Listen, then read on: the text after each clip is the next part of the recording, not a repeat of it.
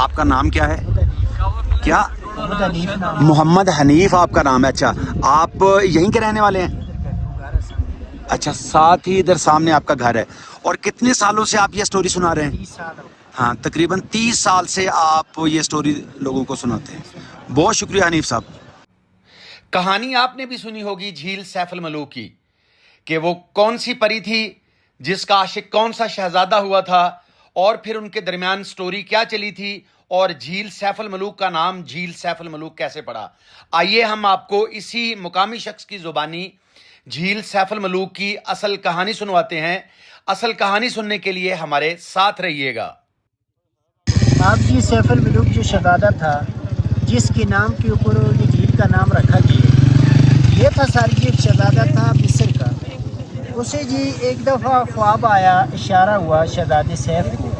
خواب میں سر جی اس نے یہ والی جھیل کو اس نے دیکھا اور پری کو بھی دیکھا. پری کا نام تھا بدر جمال.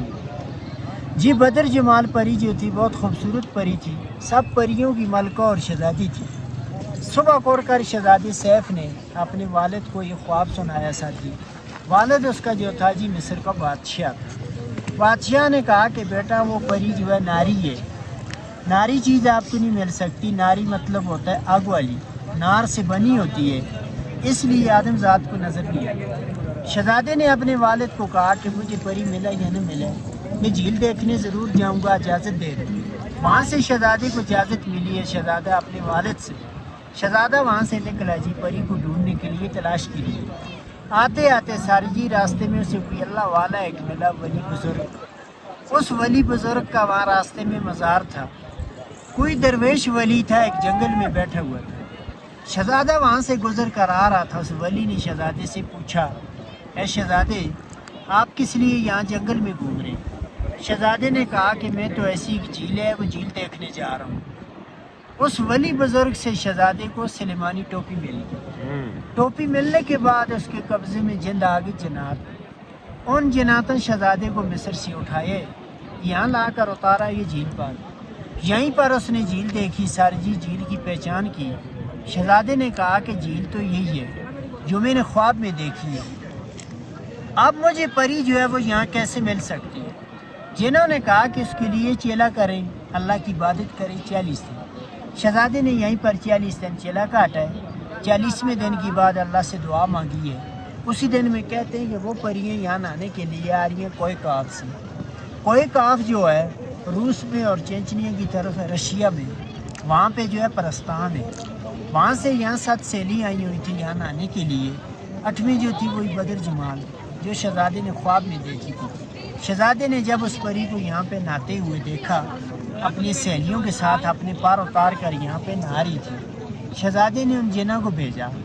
جن وہ تھے جو ٹوپی کے ذریعے شہزادے کی مدد میں ملے تھے. جن خاموشی سے پہنچے سر جی، صرف ایک بدر جمال پری کی پار اٹھائی، شہزادے کو مل گئی. وہ لے کر چھپ کے اپنے قبضے میں. سب پریاں دوسری سہیلیاں جھیل سے باہر آئی ہیں. انہوں نے اپنے اپنے پار یہاں سے اٹھائے، پہن لیے. اس کا نہیں ملا پری بدر جمال. دوسری سہیلیاں سے پوچھا، سہیلیاں نے بھی کہا کہ ہمیں کوئی معلوم نہیں جو اس کے ساتھ یہاں پہ نہا رہی تھیں. دوسری سہیلیاں وہ تو چلے گی اپنے پار پہن کر، بدر جمال وہ یہیں رہے گی اکیلی. پھر شہزادہ اس کے سامنے آیا. پری اور شہزادہ دونوں آمنے سامنے آ گئے. پری نے شہزادے کو کہا، اے شہزادے میں آپ کے ساتھ وعدہ کرتی ہوں کہ میں اقرار کرتی ہوں میں چلے جاؤں گی ضرور. آج مجھے اجازت دی جائے کہ میرے پار مجھے واپس دے دیں. میں ایک دیو کی قید میں ہوں. اگر وہ دیو یہاں پہنچ گیا دونوں کو ختم کر دے گا. شہزادے نے یہ بات نہیں مانی. شہزادے نے کہا کہ میں پہلے بھی تمہاری تلاش میں بڑی مصیبت کاٹی اور آپ کو میں نہیں چھوڑ سکتا ہوں. دونوں پری اور شہزادہ سر جی اس ناران کے طرف چلے گئے اور روانہ ہو گئے. اس ناران میں انسانوں کی بادی نہیں تھی. یہ جنگل ایک بیابان علاقہ تھا. دوسری 7 سیلی کو ایکاف پہنچ گئی.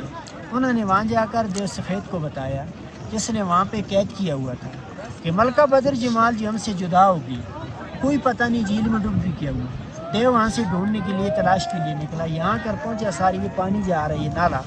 اس وقت یہ نالا نہیں تھا، یہ پہاڑی تھی، یہ جھیل بند تھی، بڑی جھیل تھی، جھیل اونچی جھیل تھی، اوپر تک یہ بھری ہوئی. پھر دیو نے یہاں سے اپنی ایڑی لگا کر یہاں سے اس پہاڑ کو یہ جھیل کو توڑا اور کاٹا. اس لیے یہاں سے توڑا کہ دیو نے کہا کہ شاید یہ جھیل خالی ہو جائے گی، تب جو ہے پری کا پتہ چل جائے گا، نیچے گر گئی ڈوب گئی، اس کو میں یہاں سے باہر نکالوں۔ دیو نے یہ جھیل کو یہاں سے توڑا، یہ ریتی علاقہ تھا، اس ناران کے اندر طوفان گیا، فلڈ۔ وہاں جا کے جب ناران میں پہنچے اور پری اور شہزادی نے اللہ سے دعا مانگی ہے، اس زمانے میں دعائیں جلدی قبول ہو جاتی تھیں۔ اس ناران کے اندر زمین میں ایک پہاڑ بن گیا ہے، پہاڑ کے اندر ایک سرنگ بن گیا غار، جس غار کے اندر بھاگ کر پری اور شہزادہ دونوں چھپ گئے۔ دائیں سائڈ سے بھی طوفان گزر گیا اور بائیں سائڈ سے بھی۔ یہ غار جو ہے سرجی ناران میں ابھی بھی موجود ہے، سب لوگ اس غار کو بھی دیکھتے ہیں۔ آپ نے شاید دیکھا یا نہیں دیکھا، یہ جو بڑا ہوٹل ہے جھیل روڈ پہ سیف الملوک ہوٹل، یہاں سے آپ اوپر کی طرف پائیں جھیل کی طرف، اسی سیف الملوک ہوٹل کے بالکل نیچے ہے۔ 5 منٹ لگتے ہیں وہاں جانے میں، اس کے اندر لائٹ نہیں جلتی، وہاں پہ لوگ لائٹ ٹارچ روشنی لے کر جاتے ہیں، وہاں سے ٹھنڈی ہوا آ رہی ہے، مشہور غار ہے۔ دیو سوے جو تھا جس نے یہ جھیل کو توڑا پری کو ڈھونڈنے کے لیے، تلاش کے لیے، وہی دیو پری کو ڈھونڈا ڈھونڈا کے تک چلا گیا دیوسئی تک میں۔ دیوسئی آ رہی ہے اسکردو سائڈ میں۔ دیو نے یہ سوچا اس جھیل میں تو مجھے نہ ملی، سیلیوں نے میرے ساتھ دھوکہ کیا، فراڈ کیا، آگے اور جھیلیں بہت ہیں، کوئی دوسری جھیل میں گری ہوگی۔